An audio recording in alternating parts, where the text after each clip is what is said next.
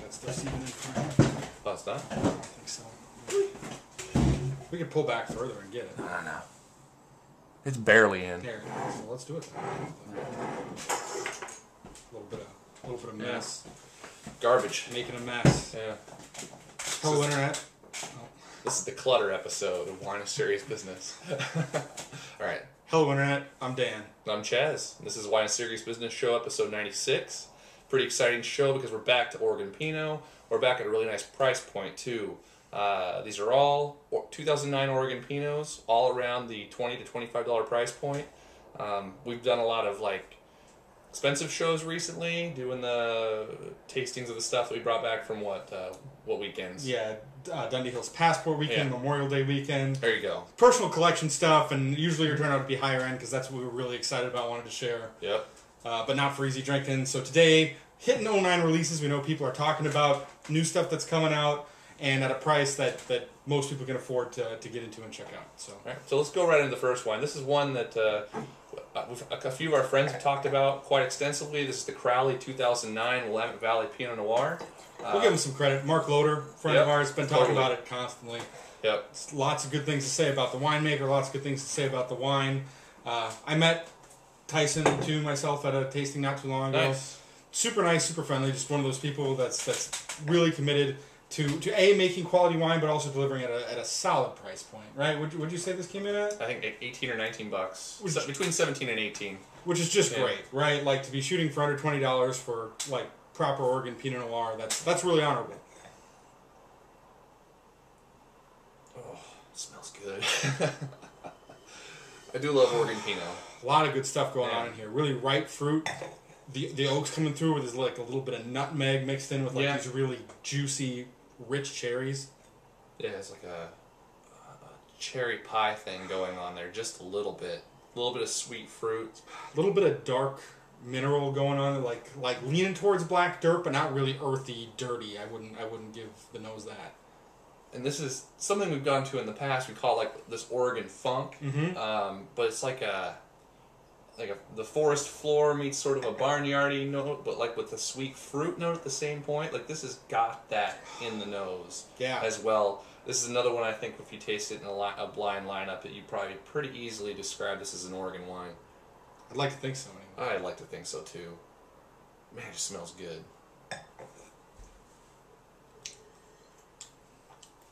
Wow. Really, really soft, gentle approach on the palate. It sets in really smoothly, getting some minerality, clean fruit flavors. The cherries from the nose totally coming through. Pretty dominant. Yeah. Yeah, pretty enjoyable. Structure's rolling in later. Yeah. The acidity comes in, sort of the fruit rises up and is very in the forefront, along with a little bit of a stemmy note. The acidity and tannin play way late. Yeah. They come in really, really, really nice integration, I guess is the word I'm looking for here. Yeah, delicious. Succulent, almost. Nice. Succulent fruit. I 100% agree. And it's interesting, how well integrated it is for how young this is. But the acidity's got a really good feel to it. Kind of sits in the back of the palate, keeps things dry really nice. And the tannins, provide a bit of a feel, but they never get too grippy. No. The fruit lingers a bit. It's not like one of these, super long, super complex things. But, yeah, succulent, delicious, balanced, decently integrated. Yeah, this is one if you see it on a restaurant list or a wine list or at a store, no question, opening this now would be a good choice. Absolutely delicious and balanced, like Dan said. 89 points for me. I mean, a bit more complexity would be needed to push it up into the 90 points, but this has everything it needs to be a fantastically delicious wine now. And I'm going to go 90 on it because I really like how the fruit feels. I really like how the structure's cleaning off right now and cleaning off the palate right now. And at sub 20, seriously, if you're curious about Oregon Pinot, if you see this on the shelf, do yourself a favor. Check it out, try it. I'm sure it won't be up everybody's alley, but it'd be a great bottle to have on hand. Definitely more fruit-forward style, but with the late-hanging structure. There is some, stemminess and minerality in the finish, like a chalkiness almost. Yeah, really nice wine. Good job. Rock solid, yeah.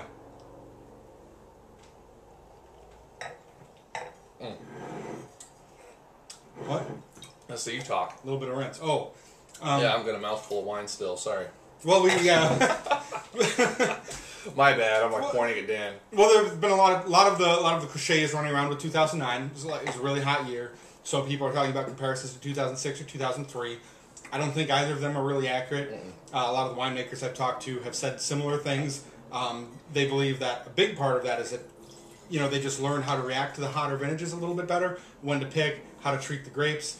And I'm inclined to agree, because a lot of them are really delicious without being overdone. There isn't the heat and kind of the harshness that I noticed in 2003, and the heat was definitely there in 2006. Yeah. Yeah, I think I fell in with the initial assumptions of 2009. A lot of people were like, yeah, it's going to be a big hot vintage reminiscent of 06. I think initially some of the first ones I tasted had higher alcohol, but man, like, I've been having multiple wines that have been in the mid-13s, high 13s that are just absolutely delicious. And my mind's been changed about 2009, to be completely honest. And one of the cliches that I agree 100% with is for, the majority of your wines, drink the 2009s while the 2008s age a little bit. For sure. And even the 2007s. Yep. Like, so many of these are just delicious. Right out of the gate, ready to go, at a good range of price points. Buy the 2009. It's good stuff. Don't be afraid of it. All right, so the second wine we're tasting is the Saint Innocent Pinot Noir, Village Cuvee. And, so Saint Innocent wines, had a few of them in the past. Their single vineyard stuff is usually heavily structured. And the Village Cuvee wines I've had in the past haven't really struck me as that amazing. The price point's a little higher, $25, but excited to try the 09. Let's get into it. Yeah, kind of a cool story with him. I'm going to talk a little bit more, but he's one of the area's oldest winemakers too. Like, works out of Eole Amity, but used to make wine out of a warehouse. I think he started in the 80s, but maybe even before. At it for a long time. He's got a big following. Really great. Became successful. They've now got one of the most beautiful estates in the valley. Like, this enormous facility and tasting room. It's gorgeous. If you go tasting in the southern Willamette Valley, you need to go to St. Innocent. It's worth seeing. And like, I kind of agree with him. Generally, they're a little too big structurally, but there are a few single vineyards like the Zenith, I think, consistently. That's a really good one. Right up my alley. So, and he's definitely also one of those like really passionate artist types where he's got his vision, he's following it, kind of a unique character, but I think that, really brings inspiration into the wine as well. It's like a real expression of what he wants to do. Super respectable. Yeah. It smells good. Yeah. it's like you. So we pre-taste these just to make sure they're not corked or anything. Big time strawberry play. Sort of like right on opening, but this has gotten a little more of like a stemmy note to it, or like an earthy note than it had before. And like, it strikes me right away as like this is kind of structure driven, not necessarily like overly dominant, but there's a lot of structure going on here. Like, there's a little bit of the stemmy component, a little bit of earth going on, maybe a little bit of tree bark, and kind of an austere feel to it, like some minerality coming through on the nose, and then like some dark strawberries in the background. 100% agree with that. Nice. Perfume. Nose is on point today. Yeah.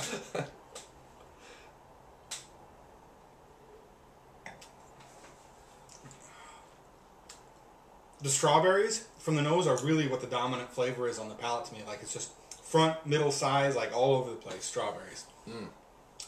It's sort of like I'm trying to think of the sort of acidity that's coming across, like almost like a mouthful of pomegranate seeds.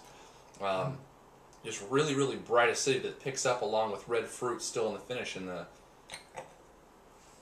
progression along the palate's really nice. Yeah. The acidity here is fantastic. I'm really liking it. It's like a sweet acidity. One's like mouth puckering, just makes you want to take another sip.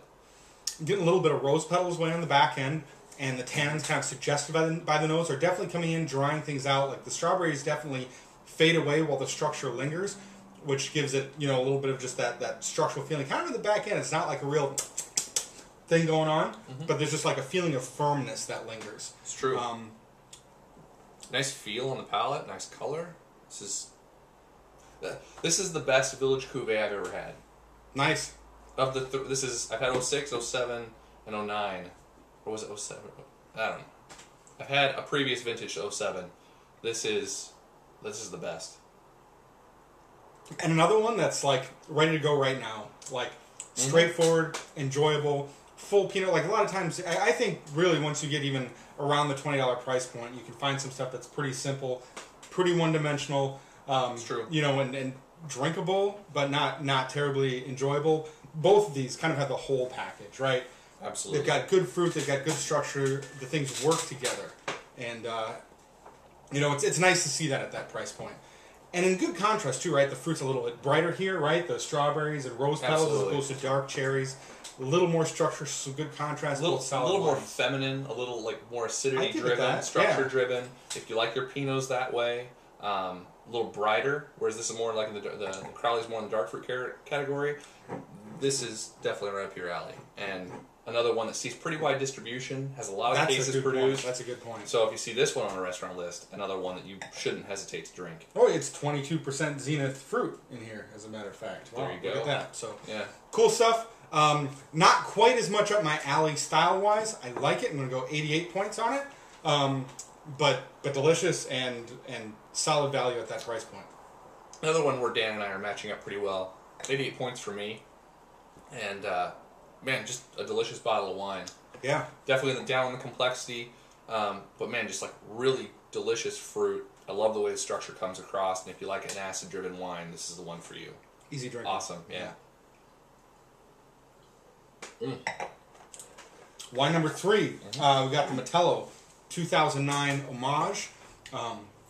Matello's another solid producer that's been at it for a good stretch of time now. What, like started in 2002 maybe? Something like that? I think it was like 02, yeah. Yeah, like, so not quite as old as like St. Innocent, but he's been at it for a while, well respected. Boy, other winemakers I talk to, stuff I read on the forums, really well regarded winemaker. We've had good experiences with his wines. Yeah.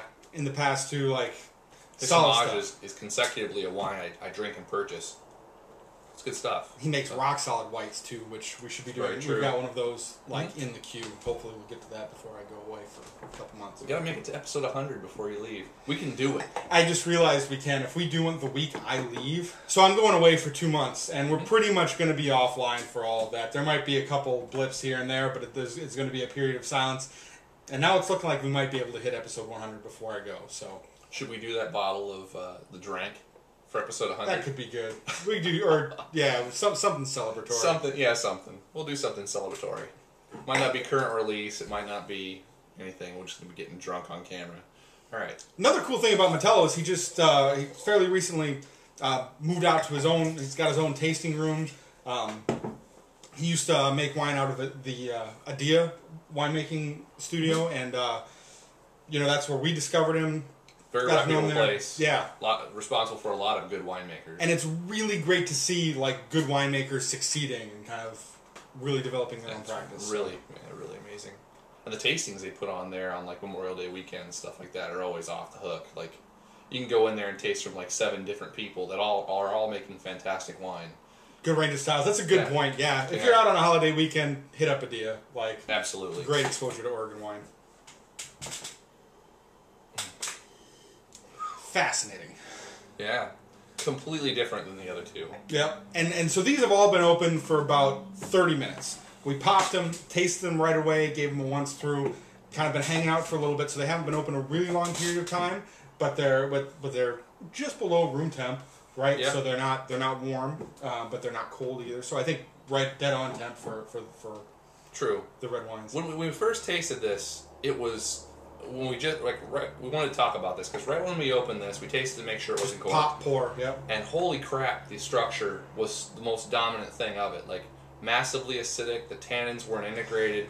It was frankly it was a mess. Right when it was opened, I gave it the Maleduca shake, something some people might not like, but it gets air into the wine. We let it set for about 30 minutes and was a completely different wine. Integration happened, the fruit got a little richer, got a little more full, and frankly, if you go anywhere, if you have this bottle of wine, you drink it now, decant it, give it some air, shake it up in the glass before you drink it, because this is one that needs a little bit of oxygen exposure before it's really ready. And it makes sense because a lot of his wines, he does build some complexity into it, and that it would take a little bit of time in the air for that to really come forth. And it's been amazing. Like it's a fair 30 minutes or so. It's a pretty short period of time, and the wine's changed dramatically since then. So so totally agree with him. Pour it, let it sit in the glass, give it some time to open up.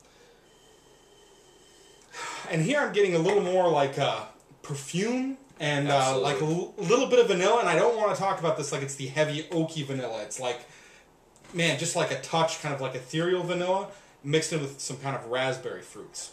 This is one of the first times I think I've ever gotten rhubarb straight on a wine. Like there's a rhubarb cherry component, like a rhubarb. Oh, yeah. You know, it's. At first, it was reminding me of sort of like a cherry pie, like stewed cherries, spiced cherries that you make a pie with. But then there's like definitely like a little bit of rhubarb there as well. Totally with you. Getting a little bit of heat too, but I want to remark on that when we first popped and poured it, like it was dominant, and honestly, like we were having a difficult time with it at this point, and I'm not now. Like the nose is totally enjoyable. The fruit flavors are coming together, and I'm actually really interested to see how this evolves over the next like hour or two that we have it around. It's like spiced red fruit, just yeah. So, yeah, a little bit of cloves even. Yeah, like the spice is showing through.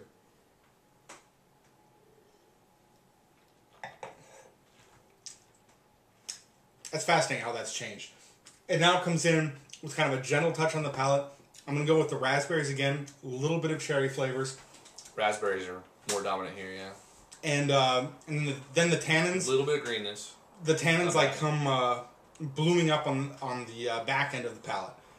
They're almost, I can't sense them much at all in the beginning, and they just kind of roll in. And that's another thing. Like right when we opened it, they were kind of rough, kind of beating up the palate a little bit. Now that it's been open for a little while, they have more of that dusty feel to it. They're a lot more integrated with the entire experience. And just round and full in the mouth. Like this is definitely a little bit of a richer style. Initially, tending towards like a little more tart fruit, like a little underripe raspberry.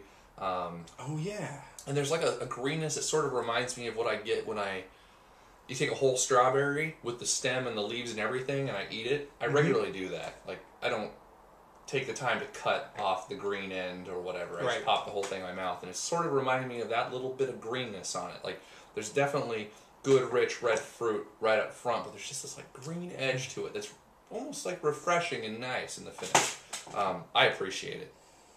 Definitely, I definitely more complex, and I'm getting a longer finish on this too.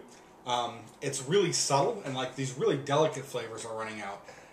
Again with the raspberries, but a little of this like.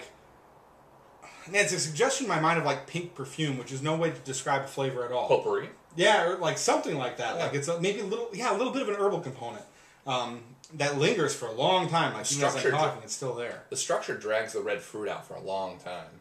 I mean, the tannins and the acidity, the way they evolve in the palate, like it is drying the sort of like the sides of my gums out and the cheeks. Definitely a little fuller body, a little stronger and more forward wine than the other two, but structurally it's balanced. I mean, with the amount of like intensity of the fruit, and the intensity of the structure, and a lot more complexity. You can probably even see. Like we're both sitting here thinking about it a little more. True. And thinking man's. And it's even going back and forth. Just like getting every time I sip it, I'm getting like a different experience in some ways. Like new flavors come to the fore. There's a lot going on here. What's price point here? This is up in the 25, I think $24, $25 price point. So, good complexity, and with the way that it's softened out after being open for a little while, I'd be really curious to see how this ages too. Yeah, and I can see like even more integration over a year. I'm gonna go 88 points again on this. Like it's definitely different. What separates this for me, this is more complex. It's definitely more austere now, with the fruit kind of fading into structure later, and a little more delicate with the different flavors kind of floating ethereally, if you will. I will 100% agree on the complexity. Excuse me. There is a little bit of heat in the finish for me. It's just a little warm. But man, across the line, we're talking like really, really ripe, delicious fruit that's in the forefront. Delicious structure or full structure that's balanced with the fruit, and it's just really nice. And complexity. And while I'm struggling to put words to it. Like I see, I'm not getting the heat on the palate. I'm pretty sensitive to that too.